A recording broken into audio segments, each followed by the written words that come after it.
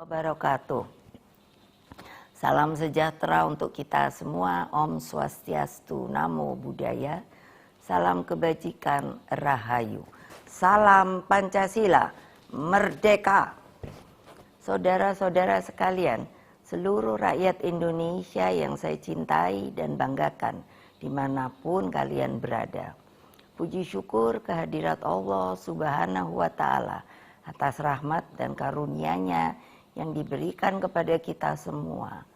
Pada momentum yang sangat baik ini, setelah mendengarkan dengan seksama terhadap apa yang terjadi dalam kehidupan politik kita masa sekarang dan mempertimbangkan segala sesuatunya dengan hati nurani yang jernih sebagai kontemplasi, maka saya memutuskan sudah tiba saatnya untuk berbicara dengan nurani, berbicara dengan tuntunan akal sehat, dan berbicara dengan kebenaran yang hakiki. Dengan melihat persoalan yang kita hadapi akhir-akhir ini, maka izinkan saya berbicara di sini sebagai anak bangsa yang ikut berjuang bagi tegaknya demokrasi Indonesia, juga berbicara sebagai Presiden kelima Republik Indonesia dan sebagai Ketua Umum Partai Demokrasi Indonesia Perjuangan. Saudara-saudara sekalian, keputusan Majelis Kehormatan Mahkamah Konstitusi telah memberikan cahaya terang di tengah kegelapan demokrasi. Keputusan MK tersebut menjadi bukti bahwa kekuatan moral, politik kebenaran, dan politik akal sehat tetap berdiri kokoh meski menghadapi rekayasa hukum konstitusi. Kita semua tentunya sangat-sangat prihatin dan menyayangkan mengapa hal tersebut sampai terjadi. Berulang kali saya mengatakan bahwa konstitusi itu adalah pranata kehidupan berbangsa dan bernegara yang harus diikuti dengan seluruh-seluruhnya. Konstitusi tidak hanya ditaati sebagai sebuah hukum dasar tertulis, namun konstitusi itu harus memiliki roh yang mewakili kehendak, tekad, dan cita-cita tentang bagaimana bangunan tata pemerintahan negara disusun dan dikelola dengan sebaik-baiknya, seperti yang dicita-citakan oleh para pendiri bangsa. Apa yang terjadi saat ini mengingatkan saya ketika sebagai Presiden Republik Indonesia saat itu diperintahkan melalui perubahan ketiga Undang-Undang Dasar 1945 yang diatur dalam pasal 7B, pasal 24 ayat 2 dan pasal 24C tentang dibentuknya Mahkamah Konstitusi. Dari namanya saja, Mahkamah Konstitusi ini seharusnya sangat-sangat berwibawa, memiliki tugas yang sangat berat dan penting guna mewakili seluruh rakyat Indonesia di dalam mengawal konstitusi demokrasi. Dengan perannya yang begitu penting, saya sangat serius menggarap pembentukannya. Saya sebagai Presiden didampingi oleh Menteri Sekretaris Negara mencarikan sendiri gedungnya, dan saya putuskan berada di dekat istana, yaitu suatu tempat yang sangat strategis yang disebut sebagai Ring 1, sehingga Mahkamah Konstitusi tersebut harus bermanfaat bukan bagi perorangan, tapi bagi rakyat, bangsa, dan negara. Saya ingat waktu itu, Ketua MK yang pertama adalah Pak Jimli Asidiki, dan saya sangat berterima kasih atas segala konsistensinya selama ini.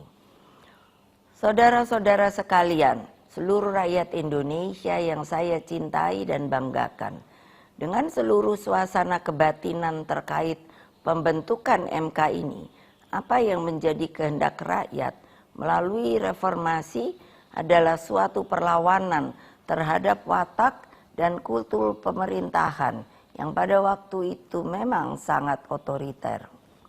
Dalam kultur otoriter dan sangat sentralistik ini, lahirlah nepotisme, kolusi, dan korupsi. Praktek kekuasaan yang seperti inilah yang mendorong lahirnya reformasi. Semangat reformasi yang berkobar-kobar itu menggerakkan rakyat hingga masuklah zaman demokrasi.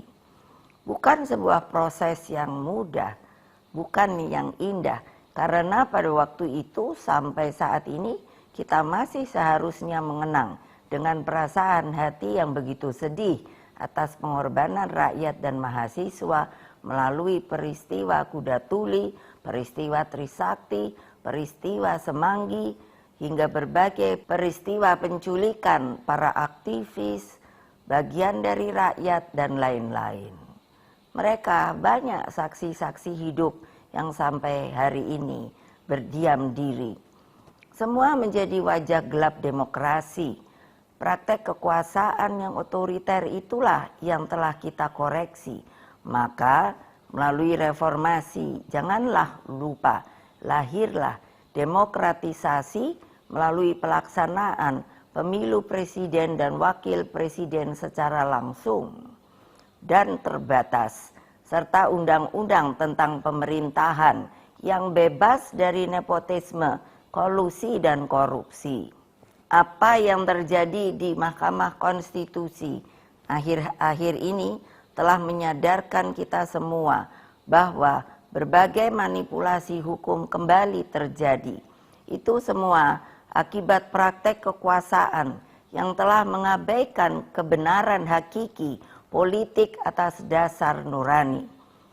Saudara-saudara sekalian, seluruh rakyat Indonesia yang saya cintai dimanapun kalian berada, jangan lupa kita adalah bangsa pejuang.